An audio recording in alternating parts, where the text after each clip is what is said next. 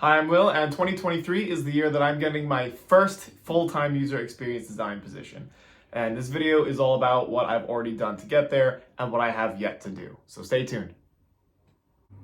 The biggest part of what I've already done and accomplished is my boot camp. Now, I took a boot camp with Career Foundry and I finished up about a month ago.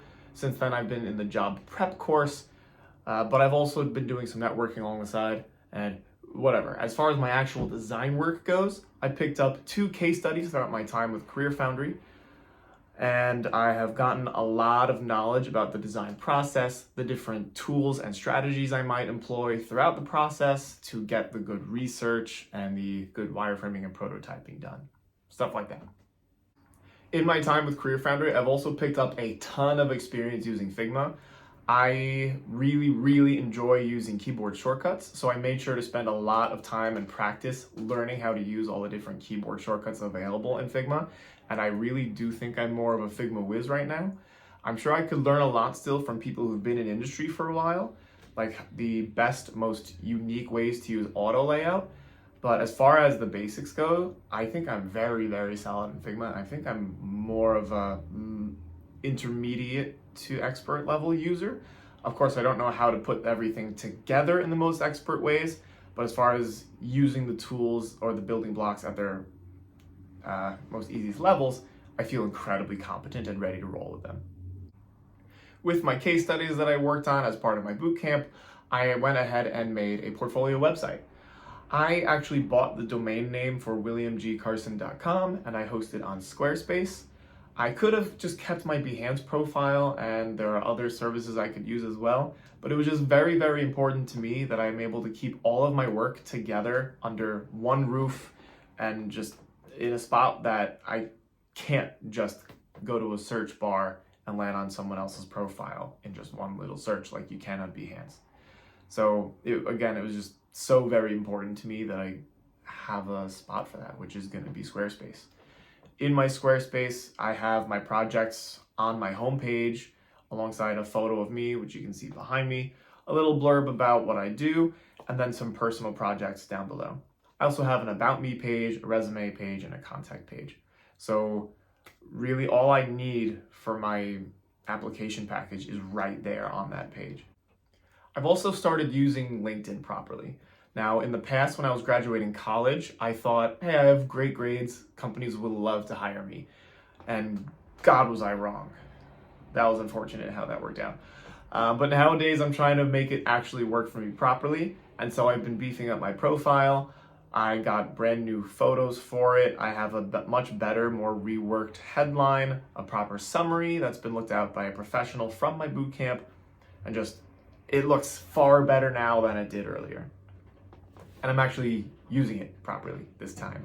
I'm reaching out to relevant mentors in my field who might be very valuable for me to meet with, and I'm slowly hearing back from them. I'm also making sure to post content on there regularly. I try my best to post a relevant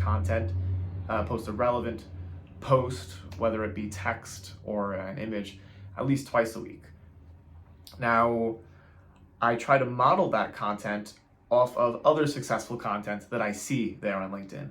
For example, I'm a member of the user experience design group on LinkedIn, and some posts do far better than others. For example, posts that just say, take a look at my case study or look at my profile aren't performing very well. But normally posts that are very emotional in nature or very helpful to the readers tend to perform a lot better. So I do my best to learn from those posts to see what I can be improving in my own. And so nowadays I will not leave a text-only post. I make sure to put a photo on there for sure, just to show some graphic to catch the people's eye better. Also, when you have a lot of text on a post, LinkedIn only shows the first 2 or 3 lines, so I make sure to have a very engaging first 1 or 2 sentences to make the people want to click show more to read the rest of the post. It doesn't always work, but it's improving with every post I make, really. I mentioned earlier that the more successful posts on LinkedIn are the ones that add value to users. Well, that is the last thing that I've been getting into, which is adding value to others. I mentioned those other projects that I have in my portfolio. One is YouTube itself. It is helping me prepare my presentation skills for when I get into those UX design interviews and when I'm actually in the role, because I'm gonna need to present my work to my coworkers and my bosses all the time. I'm gonna need to be able to defend my designs to stakeholders or clients. I'm also going to have to speak with users all the time. So YouTube is a spot for me to do that. One, it forces me to practice, but it also helps me show what I've learned to my peers. And so this video itself is to help add value to my peers who are trying to get their first full-time position. I'm actually using these same strategies in my posts on LinkedIn. So for example, I am practicing my UI design skills by copying and redesigning popular apps and websites that I find online. And so whenever I do one of these redesigns, I make sure to write down what I've learned from it, and then I can make a post out of that and put it on LinkedIn, which helps me with my UI design skills. It helps me network on LinkedIn, and it helps me market myself better, which just is incredibly useful. That is also giving me content for YouTube, because then I can have that UI redesign, throw it up on the background of a short, and then give a short 60 seconds of what I learned on it. So with just one little thing that I'm doing with myself, YouTube/UI redesigns, I'm getting so much extra value out of it because I can help other people learn from what I'm doing, and then I can help my application package and help me land that first full-time position. So just adding value to other people can just really snowball into a spot that it's really, really helping you out. The other personal project that I'm doing is practice interviews with my peers. It's very, very helpful to get some practice interview experience when it comes to actually trying to interview for the job.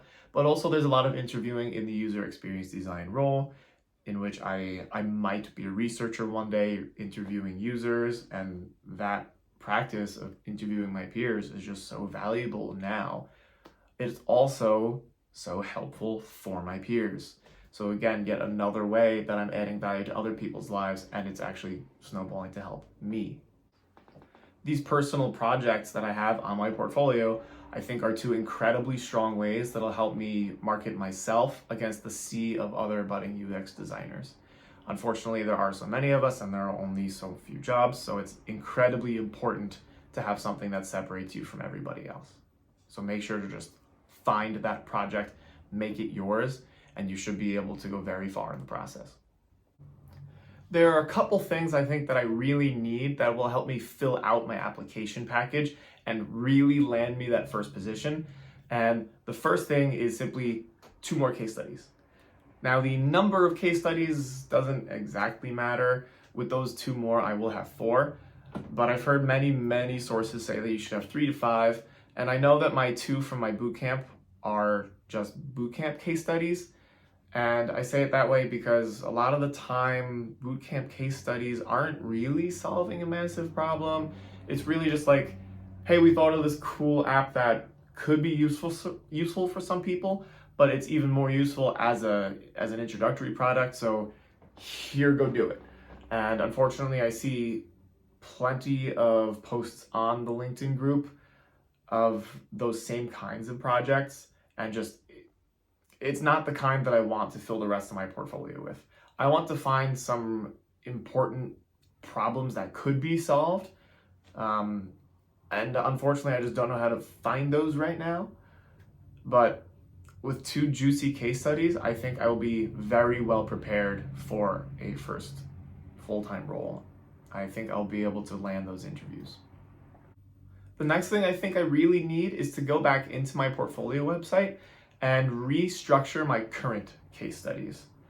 Unfortunately, right now, they're all just screenshots of slides taken from Figma and just shoved right into the website. So none of the text is actually selectable right now.